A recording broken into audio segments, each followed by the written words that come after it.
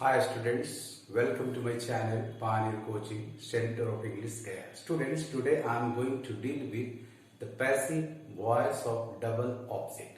दो ऑब्जेक्ट को हम पैसिव में कैसे चेंज करेंगे। स्टूडेंट्स याद रखें कि जब भी वर्ब के बाद दो ऑब्जेक्ट हो, एक वह जो whom या which का जवाब देता हो और दूसरा वह जो what का जवाब देता हो। whom और which का जवाब देने वाला ऑब्जेक्ट हमेशा इनडायरेक्ट ऑब्जेक्ट होगा और व्हाट का जवाब देने वाला ऑब्जेक्ट डायरेक्ट ऑब्जेक्ट होगा। इसे हमने स्ट्रक्चर में ऐसे दिखाया है, ध्यान दें। एक्टिव वॉइस में आपका स्ट्रक्चर होगा subject plus verb plus indirect object plus direct object. इसकी जगह आपको मिल सकता है direct object plus preposition to और for plus indirect object. At last आपको मिल सकता है अदर वर्ड्स यानी एडवर्ब्स। जब indirect object plus direct object के क्रम हो तो दोनों के बीच में कोई प्रीपोजिशन की आवश्यकता नहीं पड़ती, लेकिन जैसे ही आप डायरेक्ट ऑब्जेक्ट पहले और इनडायरेक्ट ऑब्जेक्ट बाद में लाते हैं तो दोनों के बीच में ज्यादातर केसेस में टू और तीन वर्ब्स के केसेस में, याद रखें, तीन वर्ब्स के केसेस में फॉर की जरूरत होती है। ये वर्ब्स हैं ब्रिंग, मेक एंड बाय। आसान तरीका होगा कि आप इनडायरेक्ट ऑब्जेक्ट को पैसिव का सब्जेक्ट बनाएं तो प्रीपोजिशन का हेडेक नहीं होगा और भी कुछ फायदे होंगे, हम लोग चर्चा करेंगे। आप चाहें तो डायरेक्ट ऑब्जेक्ट को भी लेकर पैसिव बना सकते हैं, लेकिन तब इनडायरेक्ट ऑब्जेक्ट जो अपनी ही जगह पर छूट जाएगा उसके पहले टू या फॉर की का प्रयोग करना होगा। स्टूडेंट्स, डायरेक्ट ऑब्जेक्ट या इनडायरेक्ट ऑब्जेक्ट जो पैसिव वॉइस में अपने ही जगह पर रह जाता है उसे हम रिटेन्ड ऑब्जेक्ट कहते हैं, वह रिटेन्ड ऑब्जेक्ट कहलाता है। इस तरह से पैसिव आप दो तरीके से बना सकते हैं। सबसे पहला, आप आईओ को आगे लेकर पैसिव सब्जेक्ट कर लें, उसके बाद टेंस के अनुसार पैसिव वर्ब बना लें, तब डायरेक्ट ऑब्जेक्ट को पैसिव क्रिया के बाद उतार दें। इसे अब हम रिटेन्ड ऑब्जेक्ट आरओ कहेंगे।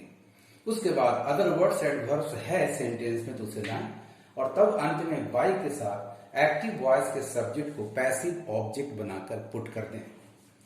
दूसरा तरीका होगा कि आप डायरेक्ट ऑब्जेक्ट को पैसिव सब्जेक्ट बनाएं और उसे आगे लाकर उसके बाद टेंस के अनुसार क्रिया को पैसिव करें और तब टू या फॉर में से एक प्रीपोजिशन लाएं। मैंने आपको बतला दिया है, ज्यादातर केसेस में टू और तीन वर्ब्स के केसेस में फॉर का प्रयोग करेंगे। ये तीन वर्ब्स हैं ब्रिंग, बाय एंड मेक, और तब उसके बाद आईओ को अपनी जगह छोड़ देंगे।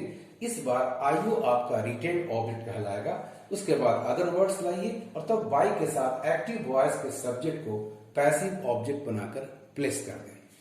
For example, I gave her a book, मैंने उसे एक पुस्तक दी। इसका पहला पैसिव होगा शी, हर को बना लिया passive subject, she was given a book by me, और दूसरा इसका पैसिव होगा डायरेक्ट ऑब्जेक्ट की जगह इनडायरेक्ट ऑब्जेक्ट को हमने पहले स्ट्रक्चर में लिया। अब दूसरे तरीके में हम डायरेक्ट ऑब्जेक्ट को पैसिव सब्जेक्ट बना रहे हैं तो हमारा पैसिव वॉइस होगा a book was given to her by me. So students, I give her a book का पहला पैसिव हुआ she was given a book by me और दूसरा हुआ a book was given to her by me. Similarly next example देखिए, she has made me tea just now, उसने तुरंत मेरे लिए चाय बनाई है।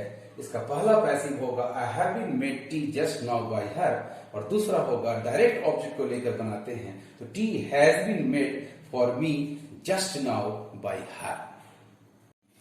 आइए स्टूडेंट्स, दो और एग्जाम्पल्स लेते हैं।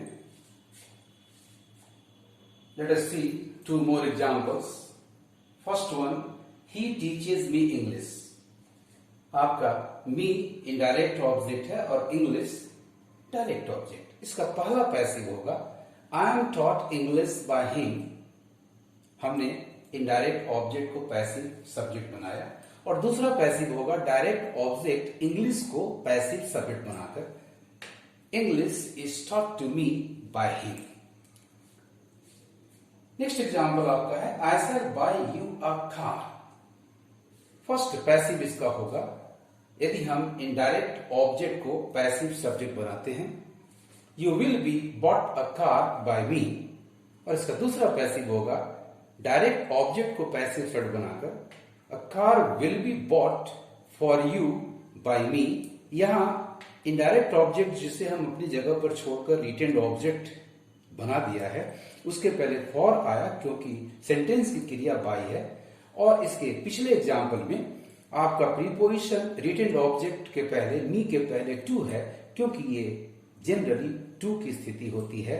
तीन क्रियाओं की स्थिति में हम फॉर लाते हैं और ये तीन क्रियाएं हैं बाय, मेक एंड ब्रिंग।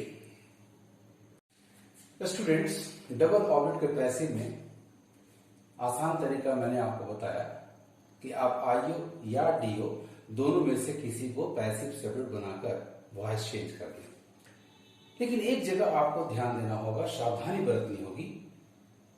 जब डायरेक्ट ऑब्जेक्ट डीओ कोई एब्स्ट्रैक्ट नाउन या आइडिया हो, क्योंकि एब्स्ट्रैक्ट नाउन या आइडिया डायरेक्ट ऑब्जेक्ट यदि हो तो उसे हम पैसिव सब्जेक्ट नहीं बना सकते। याद रखिए, यदि सेंटेंस में एक ही ऑब्जेक्ट हो तो फिर ये मैटर नहीं करता कि वो एब्स्ट्रैक्ट नाउन है या कॉमन नाउन है, लेकिन दो ऑब्जेक्ट हैं इनडायरेक्ट एंड डायरेक्ट, तो फिर डायरेक्ट ऑब्जेक्ट यदि एब्स्ट्रैक्ट नाउन है, यदि आइडिया है, तो वो पैसिव सब्जेक्ट नहीं बन सकता। तो ऐसी स्थिति में आपके पास एक ही तरीका है स्टूडेंट्स कि आप इनडायरेक्ट ऑब्जेक्ट से ही पैसिव बनाएं। यदि डायरेक्ट ऑब्जेक्ट से बनाएंगे तो आपका वॉइस गलत होगा। For instance, I gave him punishment. यहां हिम इनडायरेक्ट ऑब्जेक्ट है और पनिशमेंट डायरेक्ट ऑब्जेक्ट है। हम पैसिव हिम से ही बनाएंगे, he was given punishment by me. Similarly in the next example, the officer refused me admission. यहां मी इनडायरेक्ट ऑब्जेक्ट है और एडमिशन डायरेक्ट ऑब्जेक्ट है, जो कि एक एब्स्ट्रैक्ट नाउन है, एक आइडिया है। इसका पैसिव हम मी को ही पैसिव सब्जेक्ट बनाकर कर पाएंगे। तो the officer refused me admission का पैसिव हुआ I was refused admission by the officer. इतना ध्यान रखेंगे तो आपसे डबल ऑब्जेक्ट वाले सेंटेंस को पैसिव करने में किसी तरह की गलती होने की संभावना नहीं होगी। स्टूडेंट्स, आपको मेरा ये वीडियो कैसा लगा? लाइक करेंगे, कमेंट्स करेंगे और ज्यादा से ज्यादा अपने दोस्तों में शेयर करेंगे। यदि आप में से कोई भी स्टूडेंट, कोई भी व्यूअर मेरे चैनल पर आज पहली बार आए हैं तो प्लीज इसे सब्सक्राइब कर लें, बेल आइकन को टच करके ऑल को क्लिक कर लें ताकि आपको लेटेस्ट नोटिफिकेशंस मिलते रहे। Thank you for watching my video.